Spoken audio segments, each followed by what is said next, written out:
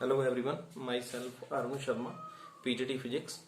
Today we will start the next portion of grade 11th, that is unit number 3rd, or laws of motion. So in my last video we will discuss about motion in a plane, kinematical equations and some numerical based upon projectile, radial or centripetal acceleration. So today's my next unit is unit number 3rd, laws of motion. It's most important unit.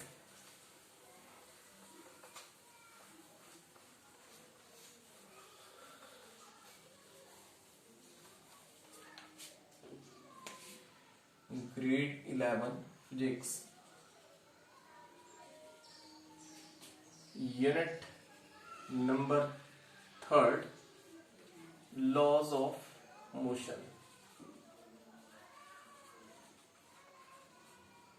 ये अपने छोटी classes में भी पढ़ा हुआ है। Rest किसको बोलते हैं? अगर कोई ऑब्जेक्ट टाइम के साथ अपनी पोजीशन को चेंज नहीं कर रहा है, it mean object is at rest. Motion किसको बोलेंगे? अगर कोई ऑब्जेक्ट टाइम के साथ अपनी पोजीशन को चेंज कर रहा है, that mean it is in motion.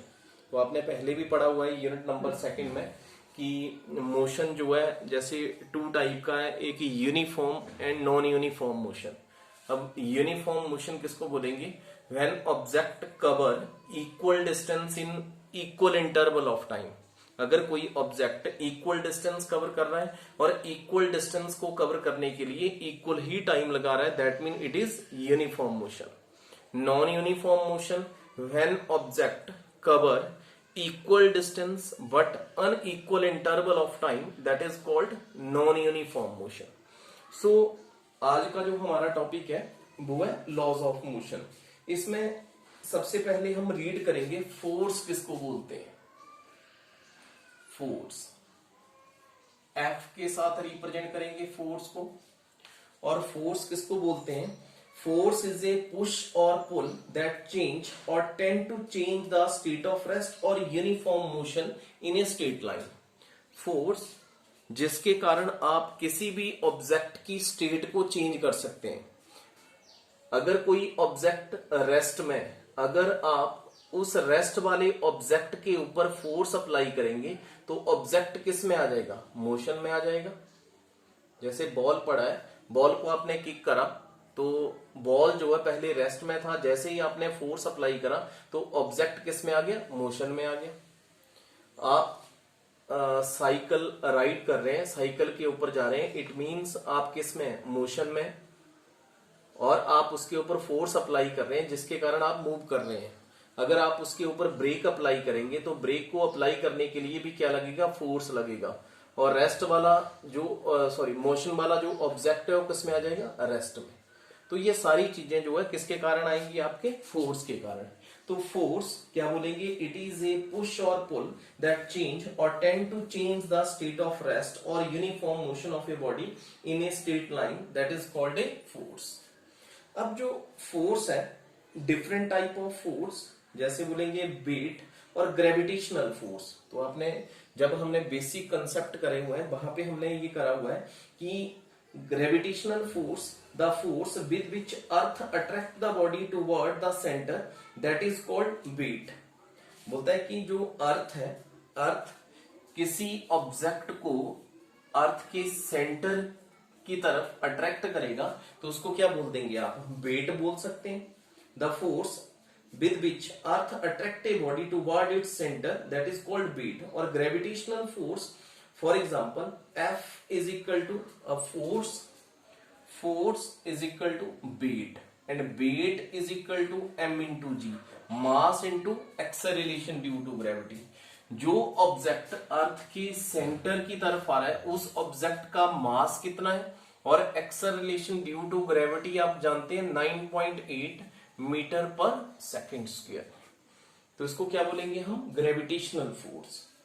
और इसके बाद आता है आपके पास force of contact. When bodies are in contact, are comes in contact, they exert force on each other, that is called force of contact. अब फोर्स ऑफ कांटेक्ट किसको बोलेंगे? जैसे मैंने बोला बॉल जो है रेस्ट में, आपने उसको किक करा तो आपका जो फुट है वो बॉल की कांटेक्ट, आपका फुट बॉल की कांटेक्ट में आ रहा है और बॉल जो है आपके पैर की कांटेक्ट में आ रही है, that mean it is called a force of contact. अब आगे आता है, क्लियर है ना, जो फोर्स है दो प्रकार की बताई, एक मैंने बोला वेट और ग्रेविटेशनल फोर्स, ग्रेविटेशनल फोर्स, और इसके बारे में आपने पढ़ा भी हुआ है पहले।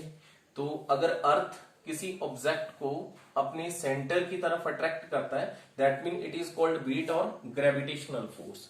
दूसरा मैंने बताया फोर्स ऑफ कांटेक्ट, आप किसी ऑब्जेक्ट के ऊपर फोर्स अप्लाई कर रहे हैं, जिस पॉइंट के ऊपर आप फोर्स अप्लाई कर रहे हैं उस पॉइंट का नाम हुआ फोर्स ऑफ कांटेक्ट।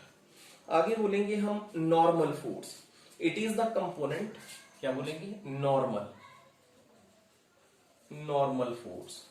अब नॉर्मल फोर्स किसको बोलते हैं, it is the component of contact force और normal to the surface and measure how strong the surface of contact and press together. Normal ऐसे बोलते हैं 90 degree, and it is the component of contact force normal to the surface. आप किसी object के normally अगर force apply कर रहे हैं, that mean it is called a normal force. आगे बोल सकते हैं आप फ्रिक्शनल फोर्स, फ्रिक्शनल फोर्स। अब फ्रिक्शनल फोर्स किसको बोलेंगे कि it is the component of contact force parallel to the surface opposes the relative motion or impending motion of the two surface in contact। अब फ्रिक्शनल फोर्स जो है इसको opposing force बोलते हैं। जैसे हम रोड के ऊपर चल रहे हैं तो आपका पैर जो है रोड के कांटेक्ट में आ रहा है और आप अपनी पैर की फिंगर से रोड को प्रेस कर रहे हो, तो फ्रिक्शनल फोर्स जब कोई दो चीजें एक दूसरे के कांटेक्ट में आती हैं, एक चीज रेस्ट में और दूसरी चीज मोशन में, और उसके डायरेक्ट कांटेक्ट में आती, ये जो ऑब्जेक्ट है एक ऑब्जेक्ट उसके ऊपर क्या कर जाता है, मूव कर जाता है, चल पड़ता है, तो that mean it is called A frictional force. After that, ये तो थी कुछ टाइप आपकी फोर्स के बारे में।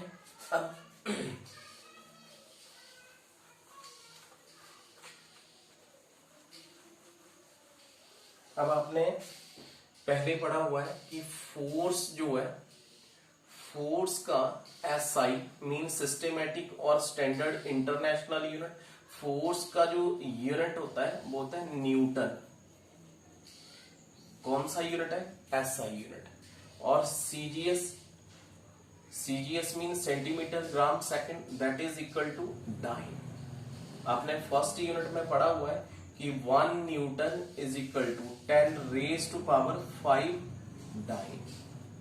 लिख सकते हैं हम इसको, 1 न्यूटन किसके इक्वल है, 10 रेज टू पावर 5 डाइन।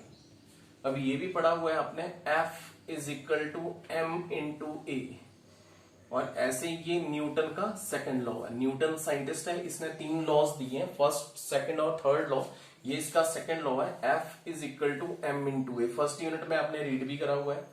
तो यहां से मैंने इसका यूनिट बताया आपको न्यूटन।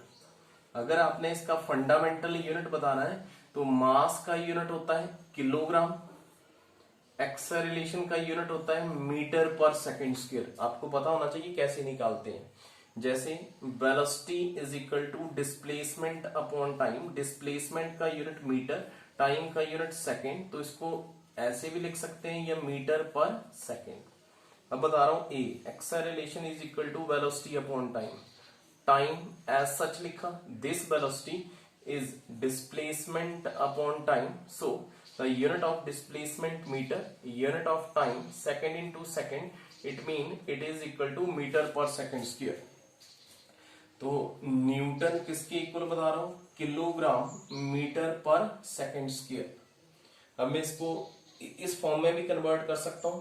आपको पता है कि 1 किलोग्राम किसके इक्वल होता है, 1000 gram, that is equal to 10 raise to power 3 gram लिख सकता हूं। आगे आपके पास metre, 1 metre is equal to 100 centimetre, that is equal to 10 raise to power 2 centimetre. ये वैल्यू मैंने इस इक्वेशन में पुट करना है, 1 newton 10 raise to power 3 gram into 10 raise to power 2 centimetre per second square. 1 newton is equal to, multiply का symbol है, base same है तो पावर को ऐड कर देते हैं, 10⁵ ग्राम सेंटीमीटर पर सेकंड स्क्वायर, और ग्राम सेंटीमीटर पर सेकंड स्क्वायर को क्या बोल देंगे हम, डाइन। क्लियर? तो ये आपके पास फोर्स का यूनिट्स है। अब इसके बाद हम क्या रीड करते हैं कि लॉज ऑफ मोशन या लॉज ऑफ इनर्शिया, आपने 9th में भी करा हुआ है, थोड़ा सा हिंट दूंगा आपको।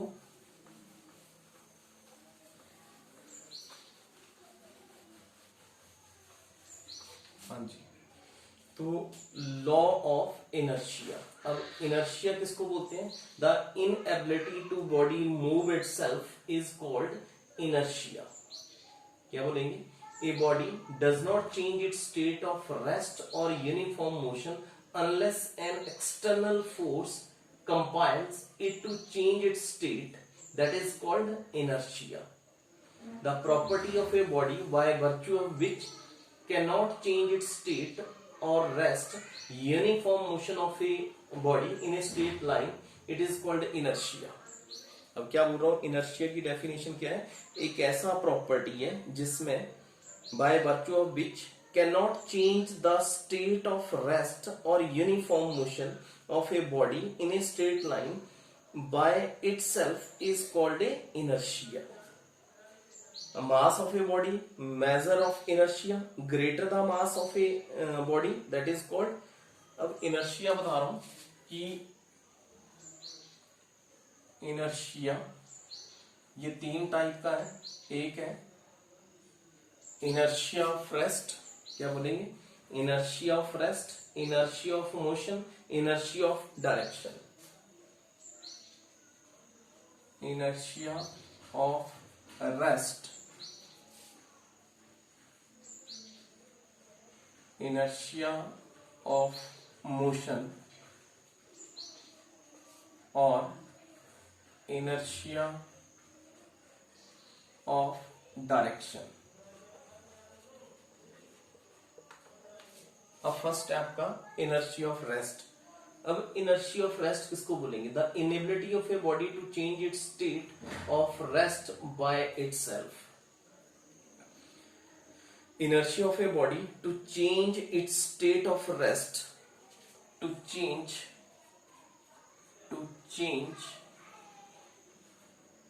It's state of rest by itself. क्या बोल रहा हूं मैं?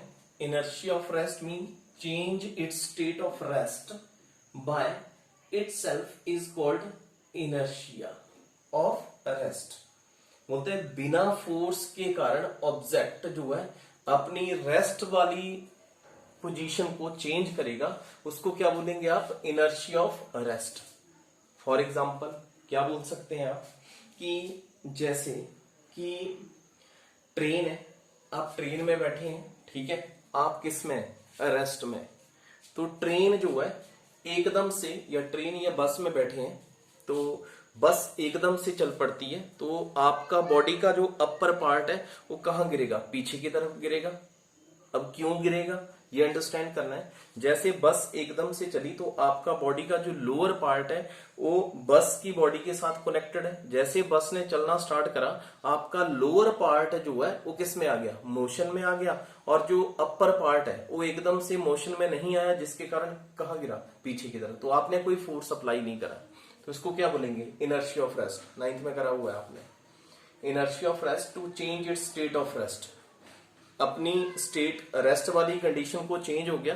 तो मैंने बोला आप बस में बैठे हैं, आप इसका रीजन दे सकते हैं। बस में बैठे हैं, बस एकदम से चलना स्टार्ट कर देती है, तो आपका बॉडी का जो अपर पार्ट है वो पीछे की तरफ गिरता है। अब क्यों गिरता है पीछे की तरफ? तो आप रीजन दे सकते हैं कि जैसे बस ने चलना स्टार्ट करा तो आपका बॉडी का जो लोअर पार्ट है वो बस की बॉडी के साथ कनेक्टेड है। जैसे ही बस ने चलना स्टार्ट करा, आपका लोअर पार्ट एकदम से मोशन में आ गया, और अपर पार्ट जो है एकदम से मोशन में नहीं आया, जिसके कारण आप कहाँ गिरे? पीछे की तरफ गिरे। That is called inertia of rest. आगे बोल सकते हैं इनर्शिया ऑफ मोशन। तो क्या बोलेंगे? To change its state of motion, to change its state of motion by itself। हाँ जी, अब मोशन में क्या हो गया कि to change the inability of body to change the state of uniform motion in a straight line by itself is called inertia of motion. अब क्या हुआ कि आप मोशन में और एकदम से रेस्ट में आ जाते हैं। जैसे फॉर एग्जांपल बस जा रही है और बस वाले ने एकदम से ब्रेक अप्लाई करा।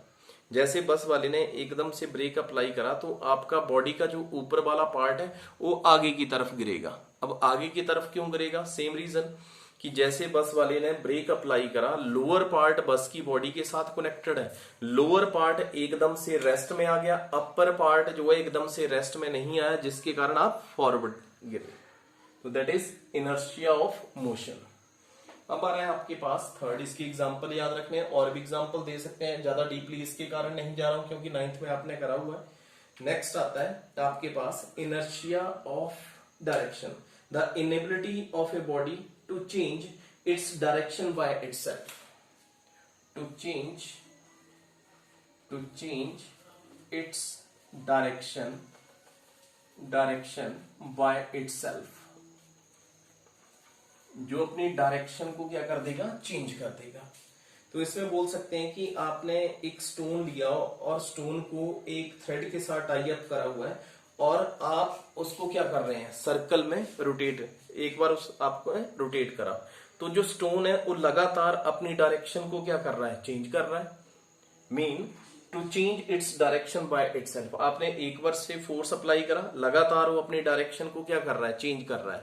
That mean it is called inertia या इनर्शिया ऑफ डायरेक्शन।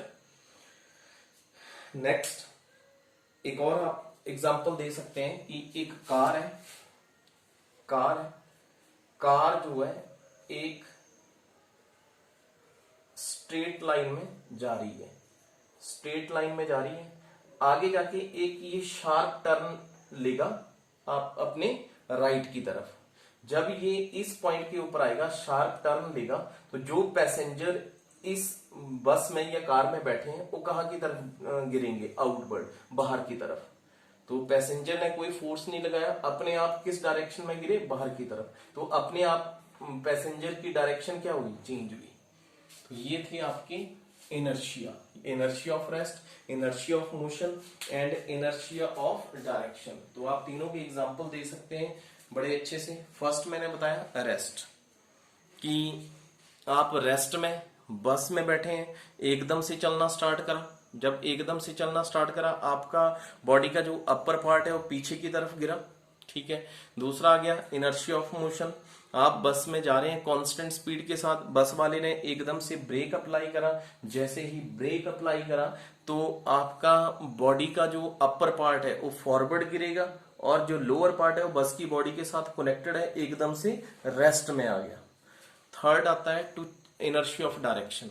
जैसे मैंने बताया कि एक आपने थ्रेड लिया है, थ्रेड के साथ एक स्टोन टाई अप करा है, उसको जैसे ही रोटेट करा तो स्टोन जो है कॉन्स्टेंटली अपनी डायरेक्शन को क्या कर रहा है? चेंज कर रहा है। सेकंड एग्जांपल दिया हमने, कार में जा रहे हैं स्ट्रेट लाइन में, आपने एकदम से शार्प टर्न लिया तो जो पैसेंजर उस कार में या बस में बैठे हैं वो कहाँ की तरफ गिरेंगे? आउटवर्ड, बाहर की तरफ गिरेंगे। अब इसके बाद आते हैं जी हम न्यूटन्स लॉ के ऊपर। तो बिल्कुल ध्यान से देखने हैं आपने, मोस्ट इंपॉर्टेंट है आपके न्यूटन्स लॉ। 2 लॉ करवाऊंगा, थर्ड लॉ हम नेक्स्ट टाइम करेंगे। Newton's first law. अब न्यूटन का फर्स्ट लॉ बोलता है कि everybody are continue state of rest और state of motion unless the expert any apply external force is known as Newton first law. बिल्कुल ध्यान से सुनना है, न्यूटन फर्स्ट लॉ बोलता है कि अगर कोई ऑब्जेक्ट रेस्ट में है तो ये लगातार रेस्ट में ही रहेगा, अगर कोई ऑब्जेक्ट मोशन में है तो ये मोशन में ही रहेगा, जब तक आप इसके ऊपर कोई एक्सटर्नल फोर्स अप्लाई नहीं करेंगे तो रेस्ट वाली जो ऑब्जेक्ट है वो ना तो मोशन में आएगी, और जो मोशन वाला ऑब्जेक्ट है ना ही वो रेस्ट में आएगा। बिल्कुल ध्यान से सुनना है, मैं ये बोल रहा हूं कि अगर कोई ऑब्जेक्ट रेस्ट में है तो लगातार वो किस में रहेगा, रेस्ट में ही रहेगा। अगर कोई मोशन में है तो मोशन में ही रहेगा, जब तक आप उसके ऊपर कोई एक्सटर्नल फोर्स अप्लाई नहीं करेंगे ये दोनों ऑब्जेक्ट अपनी स्टेट को चेंज नहीं करेंगे। और we can say that if the net external force on a body is zero, its acceleration is zero. Acceleration can be non-zero only if there is net external force on the body. क्या बोला मैंने, कोई object है, जैसे for example एक car है rest में, जब तक आप उसको स्टार्ट नहीं करेंगे, फोर्स अप्लाई नहीं करेंगे तो कार जो है मोशन में नहीं आएगी। दूसरा एग्जांपल है, एक कार है जो मोशन में है, एक स्टेट रोड के ऊपर जा रही है 50 किलोमीटर पर आवर की स्पीड के साथ। जब ये इस कांस्टेंट स्पीड के ऊपर जा रही है और स्ट्रेट लाइन में जा रही है तो आपकी जो फोर्स है क्या, तो इसके ऊपर कोई एक्सटर्नल फोर्स अप्लाई नहीं कर रहे हैं, आपकी फोर्स जो है कांस्टेंट है। अगर रेस्ट वाली कार को आपने मूव करवाना है, मोशन में लेके आना है, तो इसके ऊपर क्या लगेगी, एक्सटर्नल फोर्स लगेगी। और अगर ये कार जो है 50 किलोमीटर पर आवर की स्पीड के साथ जा रही है, अगर आपने इसको स्टॉप करना है, रोकना है, तो आपको क्या करना पड़ेगा, इसके ऊपर ब्रेक अप्लाई करना पड़ेगा। अब जब रेस्ट वाली कार के ऊपर जब तक आप एक्सटर्नल फोर्स नहीं लगाएंगे तो ये मोशन में नहीं आएगी, और जो मोशन में जब तक आप उसके ऊपर ब्रेक अप्लाई नहीं करेंगे, एक्सटर्नल फोर्स अप्लाई नहीं करेंगे तो ये रेस्ट में नहीं आएगी। रेस्ट वाला ऑब्जेक्ट रेस्ट में ही रहेगा जब तक आप फोर्स अप्लाई नहीं करेंगे, मोशन वाला ऑब्जेक्ट लगातार मोशन में ही रहेगा जब तक आप उसके ऊपर एक्सटर्नल फोर्स अप्लाई नहीं करेंगे। ये तो आपका फर्स्ट पॉइंट, कि रेस्ट वाला ऑब्जेक्ट रेस्ट में ही रहेगा लगातार, मोशन वाला ऑब्जेक्ट लगातार मोशन में ही रहेगा, जब तक आप इनके ऊपर एक्सटर्नल फोर्स अप्लाई नहीं करते हैं तो इनकी स्टेट को चेंज नहीं कर सकते हैं। मतलब रेस्ट वाला मोशन में नहीं आएगा और मोशन वाला रेस्ट में नहीं आएगा। जब आप एक्सटर्नल फोर्स अप्लाई कर देंगे तो रेस्ट वाला किस में चला जाएगा, मोशन में, और मोशन वाला किस में चला जाएगा, रेस्ट में। अब सेकंड पॉइंट में आप ये बोल सकते हैं कि अगर कोई कार जो है, ये कार है और ये 50 किलोमीटर पर आवर की स्पीड के साथ जा रही है, कांस्टेंट स्पीड के साथ जा रही है, अगर आपने इसकी स्पीड को इंक्रीज और डिक्रीज करना है, तब भी आप क्या करेंगे, एक्सटर्नल फोर्स अप्लाई करेंगे। एक्सटर्नल फोर्स, अगर कोई कार कांस्टेंट स्पीड के साथ जा रही है तो आप कोई